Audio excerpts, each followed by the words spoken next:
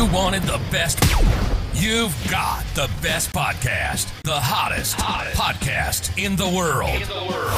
The Chris Voss Show, the preeminent podcast with guests so smart you may experience serious brain bleed. The CEOs, authors, thought leaders, visionaries, and motivators.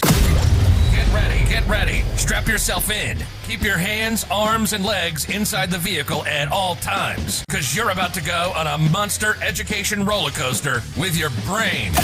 Now, here's your host, Chris Voss.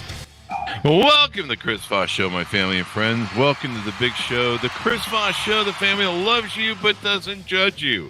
As always, we have the most brilliant minds and wonderful guests on the show. We got an amazing guest, and we're going to be talking about an amazing channel in the show. You may have heard of it. It's called C-SPAN. And we're going to be talking about a wonderful new Primetime book series that they have coming out. In the meantime, be sure to refer the show to your family, friends, or relatives. Go to goodreads.com/Chris Voss, all the great authors we have on the show, and youtube.com/Chris Voss, linkedin.com/Chris Voss, the big LinkedIn newsletter over there. And as always, we're trying to be cool, young, and hip. The TikTokity, as I like to say. No one says that but me. Chris Voss 1, follow us over there. We're going to be talking about an amazing new series today. C-SPAN and the Library of Congress have announced a joint original feature production for the fall of 2023 called Books That Shaped America. It's a 10-part series that's going to air Monday starting September 18th at 9 p.m. Eastern. And it'll be it's billed as a literary journey tracing America's history by exploring masterpieces in literature that have had and still have today a major impact on society. And we're joined by Paul Orgel. He's here with us today on his amazing run that he's had with C-SPAN. From the fall of 1991, he's led coverage of many congressional and political events. He served as host of morning call-in program Washington Journal and is currently the executive producer of C-SPAN's newest series, Books That Shaped America. Paul's role includes generating all editorial content, conducting podcast interviews, and coordinating with various network platforms. Prior to C-SPAN, Paul worked as a news reporter, producer, anchor, manager at several network-affiliated stations in Pennsylvania, Florida, upstate New York, and Missouri. He was born in New York City, raised in northern New Jersey, and has a bachelor's degree from University of Scranton and a master's degree from Northwestern University. I apologize there. Paul, welcome to the show. Hey, Chris, it's good to be with you. Thanks for having me. Greetings from the D.C. area. There you go. And I feel like we should say something like, and we're going to open up the call lines now for people to call in. Paul, give us any .coms you want people, any plugs you want people to check out. Well, this series that we're doing, Books That Shaped America, will be available on all of our platforms. So regular C-SPAN television, the traditional television, but cspan.org as well. Our website. We have a special website for the series. It's cspan.org/Books That Shaped America. We also have an app, Chris, C-SPAN Now it's called, a great feature for viewers around the country, especially those on the go. And we also have C-SPAN Radio. So this series we're going to do will be across all of our platforms. And that's a great way to reach as many people as possible where they are at the time they feel like watching, right? There you go. And you guys have been around since what, 1979 as a public service cable television industry? Yep, 79. Our House coverage started in that year. The Senate coverage started in 86, but we've been at it over 40 plus years now, covering the halls of Congress, the White House, the courts, any public policy event that people are talking about. And our role is to be part of the process for our viewers so that they can be as informed as possible. So when they go to the polls, they can cast the most intelligent votes they think they can based on everything they know. And the most important thing about C-SPAN is we don't do editing. We don't do our own commentary. We just show you the events as they happen and let you decide for yourself what the real deal is. There you go. We need more of that in America, I think, don't we? Maybe? I don't know. I'm asking for your opinion, so we might be crossing the line there. But everyone's familiar and seen the great stuff, and of course, you guys, keep an eye on the old Congress there and what those boys are up to and girls. Same thing with the presidents and other stuff. Can we get some cameras in the SCOTUS there? I don't know. Do you guys cover cameras? Oh gosh, we've been interested in that for years. We have pushed and tried. In recent years, they have been a little bit more accommodating with audio, even same day audio from the court, day of audio. But it's something we will, never give up on. I don't think anybody in the media would give up on that because it's all about access. It's all about real time. It's all about allowing viewers to see things as they happen. So again, they can make up their own mind about something. I would love it if you guys in the media could get into federal courts for upcoming trials. I think there's some interesting things going on there for what's going to happen in the upcoming trials. But let's move on to your guys' new Primetime book series for fall. Where did this come out of? My understanding is there was another series you guys did of the 100 books that shaped America that maybe this was inspired by. It's interesting, Chris.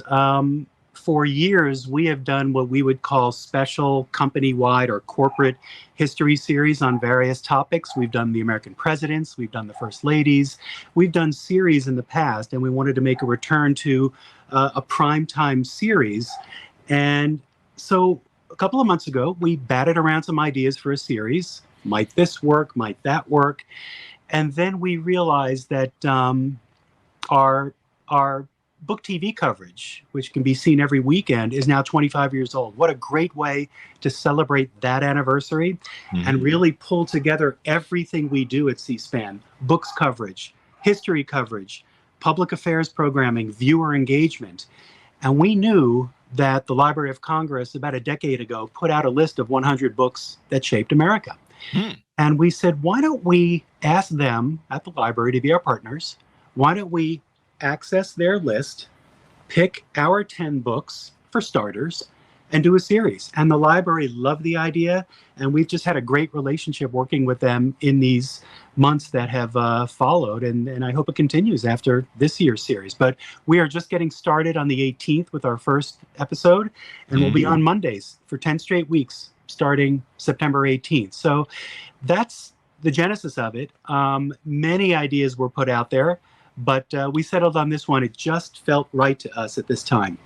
There you go. And so when you say these are the books that shaped America, what is that based on? Is it books that had the most influence on America, or maybe discussed American life? It's all of the above. It's a combination of things, Chris. These are books that were either much talked about at the time. They were prize winners. They changed the course of history in the country, or they allowed parts of the country to see other parts of the country for the first time. So it's really a sort of a nationwide look. And what we decided to do, Chris, was take a look at each of the eras in our 10 books. So not pick 10 books from the 1700s or the 2000s, but to start at the beginning of the country, talk about its expansion. We look at the slavery period. We move into the 20th century. An eclectic mix of topics, authors. We wanted diversity of topics, authors, people who wrote these books. But I think if there's one word that speaks to all of these, it's some type of change took place in the country as a result of these books, beginning with our very first episode with Common Sense, the pamphlet that Thomas Paine wrote in 1776 and changed the course of our country. It was only 6 months after he wrote that document urging independence from Britain that the Declaration of Independence was signed.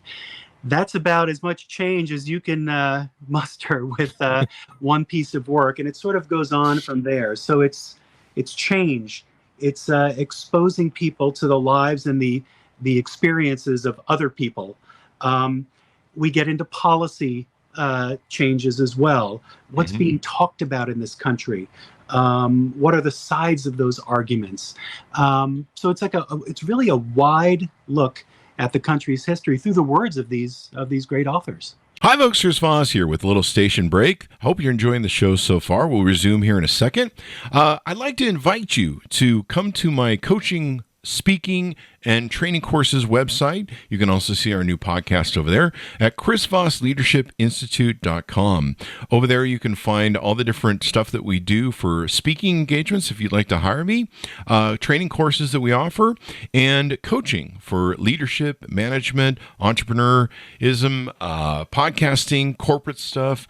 With over 35 years of experience in business and running companies as CEO. And be sure to check out chrisvossleadershipinstitute.com. Now back to the show. There you go. Now, I was kind of surprised that a couple of my favorite books aren't on here. Where the Wild Things Are, grew up with that book, and Dr. Seuss. Yep. Why do you guys hate those books so much? No, I'm just kidding. No, we don't hate them. But to get to your question, the thing we learned after picking the 10 books is that we could have had many lists of 10 books. Yeah. And maybe will in the future if this goes well. We wanted fiction and nonfiction on the list, which is a little bit of a nice twist for us because we tend to cover nonfiction books most of the time. But to add a Huckleberry Finn or a Zora Neale Hurston's Their Eyes Were Watching God, Willa Cather's My Antonia, that was a nice little twist for us. But all of them have to do with the country and its status and what people were talking about at that time, what they were debating, what they were arguing. So it's a question we've gotten before. We don't want to be in a position, Chris, to say, who are we to say what the top 10 books are of all time, right? So you're C-SPAN, damn it. You'll do what you want. That's right. So what we are doing is we are making it clear to people that the Library of Congress had this list of 100, which who knows, might grow in the future. We picked our 10, but what do you think? So we are enabling people to call in, send us a text, communicate with us on social media, and tell us what books they think shaped America. There's one big nice twist to that, Chris. At the Library of Congress right now, I was just there last night, is a kiosk about the size of my basement here where I'm working out of today. And it says Books That Shaped America, C-SPAN, Library of Congress. And inside there is a video camera. And people can go in there, press a button, and for 30 seconds tell us what books they think shaped America. Those are all over our website now. That will be at the Library of Congress all fall. People can send us their own videos through their cell phones. And we're going to put some of these on the air in each program. So, yeah, it's cool. What we're trying to do is extend the conversation, the national conversation about books, and not just say it's us speaking or the library speaking, but it's the whole country speaking at the same time. We just want to encourage books and reading, learning. It makes us all better, right? Smarter, better, more informed, more sensitive to what's going on in other people's lives, not just our own. And we need more of that in this darn country. More people reading, doing stuff. I'm like, well, it's interesting, Chris. I was talking with Dr. Carla Hayden, the Library of Congress, a few weeks ago, and she reminded me of a study that I think, don't quote me on the number, but I think around 45 or 46% of us didn't read a single book last year. Wow. Now, there are many reasons for that, I'm sure, but we want to do our part to encourage reading in this country at all age levels. There you go. I mean, I'm 55, and I believe the Federalist Papers here are on the list, or the Federalist is called. Those are the Federalist Papers, right? They are. The terminology. Yeah, the terminology changed over time. These essays that Hamilton, Madison, and Jay wrote under a pseudonym, Publius. They didn't post their names because they thought nobody would listen to them because of the political tensions of the time. But they just started out as a series of essays published in newspapers in New York, urging that state to ratify the Constitution. Those 85 essays were compiled into a book, 1788. It was called The Federalist. You and I now refer to these papers, these essays, as the Federalist Papers. So just a little twist on terminology, but those were very influential documents, even up to present day, because they're cited all the time. What were the intent? What was the intent of the founders when they wrote this material? There you go. I'm halfway through them, and they're quite lengthy, but they're really interesting to read because you see their, like you mentioned, their founding sort of vision or their idea and concepts of how to build out the states, how to have an overseeing federalist government, the reason for having a central federal government, and not just a bunch of crazy states running around, the military, the planning. It was amazing the foresight that they had. And, you look at the kind of, it's not really a finished product because we're always in pursuit of a more perfect union, which will probably always be in a pursuit at this space. But, you see the kind of half-assed finished product and you're like, damn, those guys were thinking about some stuff there 250 years ago. Yeah, they sure were, Chris, and they were just very unique and special people who wanted to see the future of this country that was as yet not terribly developed at the time. When you go through the Federalist essays, sure, you could pick different pieces from each one. The writing can be very stilted and official sounding and lofty. And I draw a great contrast between the writing there and the writing in Thomas Paine's Common Sense. He wrote simple, short sentences that made specific, sharp points against the British Crown, urging people to declare independence. Common Sense was meant not just to be read, but to be listened to. So there were people who were listening to other people reading this in taverns or other meeting places, many of whom couldn't read or read very well. So that was Paine's approach. I just noted a strong difference in language for anybody who's pouring through these. But I agree, they are fascinating if you can spare the time to work through them. Yeah, and you can pick them up on Audible and get through them very quickly. And I love to consume that when I go to the gym. But the great thing about this series is it's turned me on to a few books that I never really have put on my list and I should think about. There's, of course, the famous History of the Expedition under the command of Captains Lewis and Clark. Frederick Douglass, The Narrative of Life of Frederick Douglass, an American Slave. Common Law, I should say, by Oliver Wendell Holmes. Of course, a big favorite I grew up with, Mark Twain, The Adventures of Huckleberry Finn. Tom Sawyer didn't make the list there? We had to pick one from Mr. Twain, right? Oh, wow. For now. There you go. And so much good stuff to choose from. My Antonia by Willa Cather. Is Cather? it Cather? Cather. Cather. I'll have to look into that one, I guess. That's one that I'm not up to par on. Some people consider that the best written piece of literature ever in this country. Willa Cather was a very, very well-known and popular writer. She's actually very popular with our viewers whenever we've done anything about Willa Cather. But born not far from where I'm sitting, she's born in Virginia but moves to Nebraska and writes a story based in Red Cloud, Nebraska, in the prairie, about two people who met, two young people. They were going west, going to Nebraska to become homesteaders. The 1862 Homestead Act gave land to people who were willing to come to desolate parts of the country and work that land. So this story talks about immigrants from Europe pushing west, coming into Nebraska, what their experience was like as immigrants, the hardships that they faced. And it's a bit of a love story as well. And the two main folks in the book separate closer to adulthood, but at least get back together at the end, not in a romantic sense, but just in a friendly sense. And she writes about all of that in some very, just very flowery, but descriptive language. She was credited with helping us understand that part of the country, which not many people knew about at that time because it was just being populated, right? So she's just a fascinating writer. Willa Cather, she was a magazine person, a writer and editor, worked for the old McClure's magazine way back when, lived in Pittsburgh, lived in Greenwich Village. She was just a fascinating writer, and we look forward to featuring her in the series. There you go. Next up in November, you guys will have Their Eyes Were Watching God by Zora Neale Hurston. Mm-hmm. Free to Choose, A Personal Statement by Milton and Rose Friedman. You didn't go with the other Milton book, Paradise Lost? Wait, isn't that Funny. about America? Funny. Is that about the Trump administration? I don't know. And lastly, The Words of Cesar Chavez by himself in 2002. So you cover the span of 1776 all the way to 2002.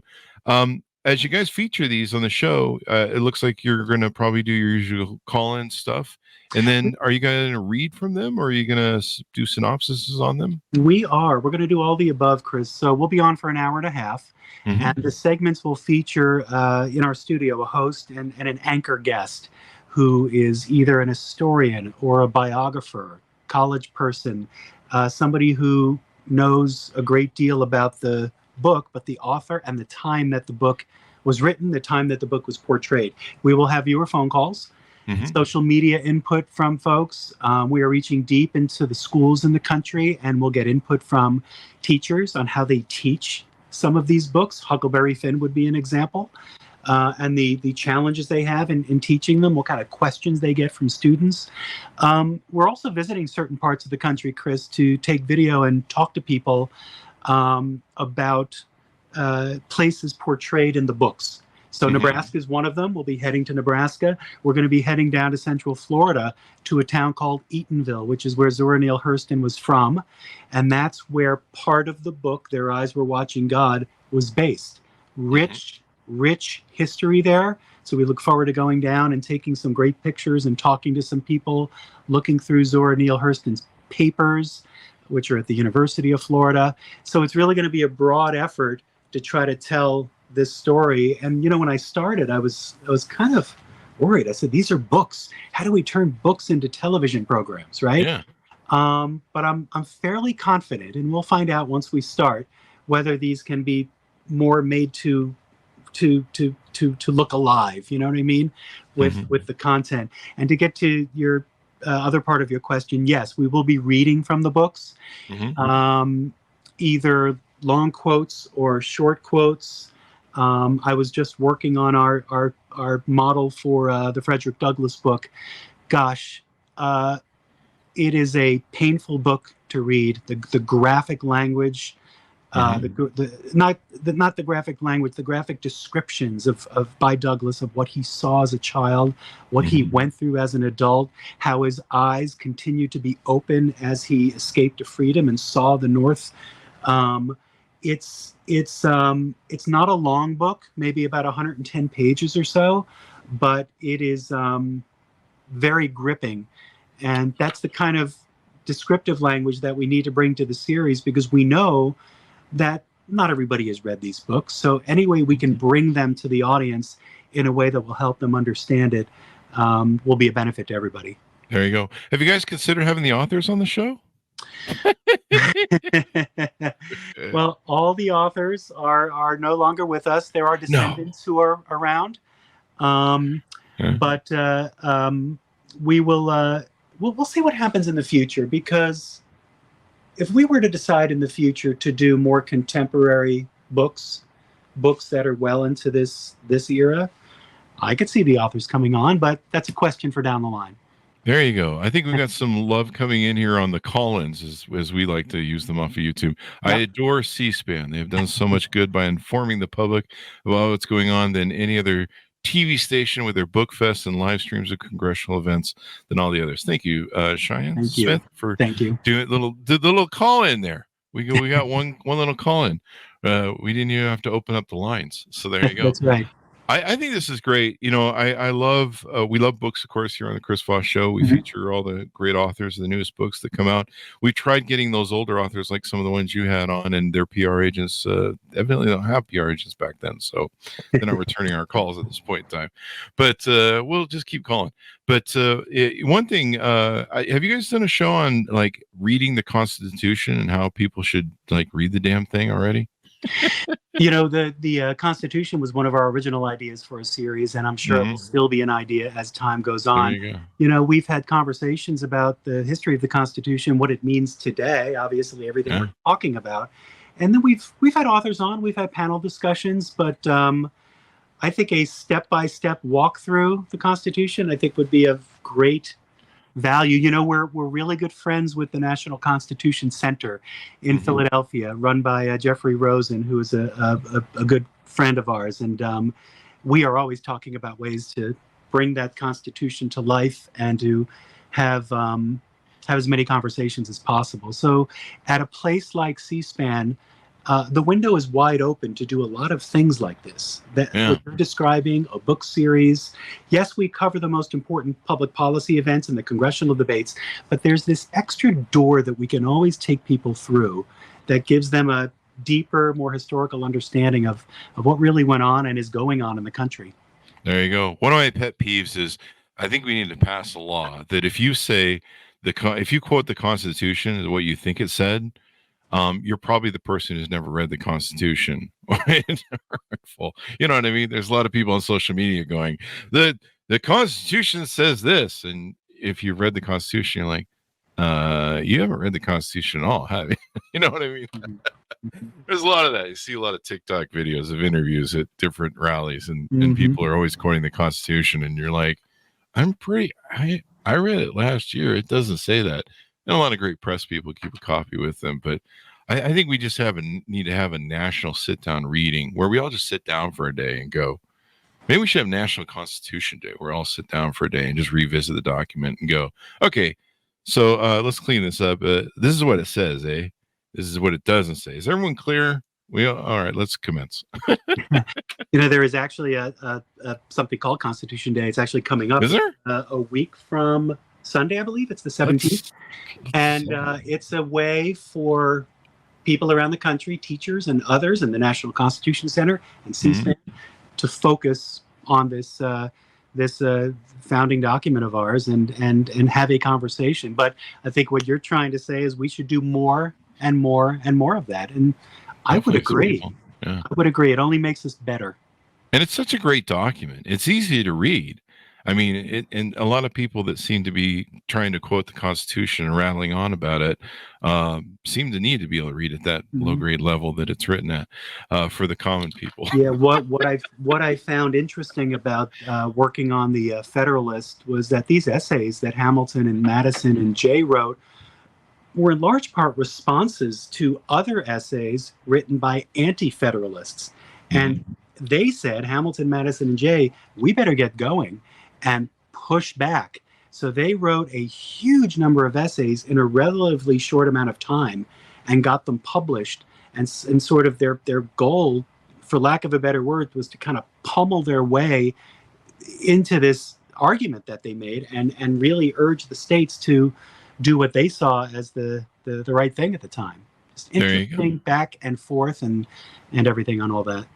I think we had a historian on who wrote a book that talked about he most likely was on your guys' shows, but he wrote a book about the power of the press and how the press was used. And I guess back in the early days, some of the early presidents and early folks that wrote the Constitution were all getting their own printing presses and writing lurid editorials and essays back and forth, throwing all sorts of stuff back and forth at each other. We have long history of that in this country. It's not something that's new. It's been going on for a long time, just in different ways. There you go. Now a lot of it happens in a mass media setting, right? Especially social media, but it's not a new thing. Now it's on Twitter, or whatever X it's called, or whatever it is this next. I think next week it's called bankruptcy. So, any further thoughts, Paul, on your guys' upcoming series and shows? It's just one of the most fascinating things I've ever worked on in my career. It's to be able to create this content with my wonderful colleagues at C-SPAN and at the Library of Congress has been really exhilarating. I've learned new things. Other things were being reinforced. Maybe I have my own different opinion that won't come on the air, but an opinion about something that I read now that maybe I read earlier in my life. So it's just been very personally fulfilling, and I hope it's very fulfilling for the guests. And it's just a great project for the company to take part in, a wonderful companion to everything else we do. There you go. There's a couple books here that I'm gonna put on my Audible list over there. Flip Good. them onto the Audible for the gym. So you guys have turned me on to some great stuff. Of course, we love great books, and the more people can read and know more in this country is really important. So I'm glad you guys are doing this, and we'll look forward to it and all that good stuff. So thank you very much for coming on, Paul. Give us any .coms you want people to go check out. cspan.org is the place to go. cspan.org/books that shaped America is a wonderful way to go as well. If you go there, you'll see videos that we already have posted. You'll see images from the different eras, backgrounds on the books and the authors, and that thing is going to continue to grow over the next few months. One great resource, cspan.org/books that shaped America. There you go. Thank you very much, Paul, for coming on the show. We really appreciate it. Thanks, Chris. Good to be with you. There you go. And thanks to our audience for tuning in. Go to goodreads.com/Chris Voss, youtube.com/Chris Voss, linkedin.com/Chris Voss, and the tickety talkety over there on Chris Voss 1. Does C-SPAN have a TikTok channel these days? We do not have a TikTok channel. I don't believe. We need to get you guys hooked up there. But we are pushing as much as we can in all areas of. There you go. We need those 13 to 17-year-olds. They've been signing up for the show because they love the intro and TikTok, and so we need to get you guys over there so they can start reading or something. Very good. Very good. Thank you very much, Tomas, for tuning in. Be good to each other. Stay safe. We'll see you next time. Take care. Bye-bye. Thank you very much, Paul.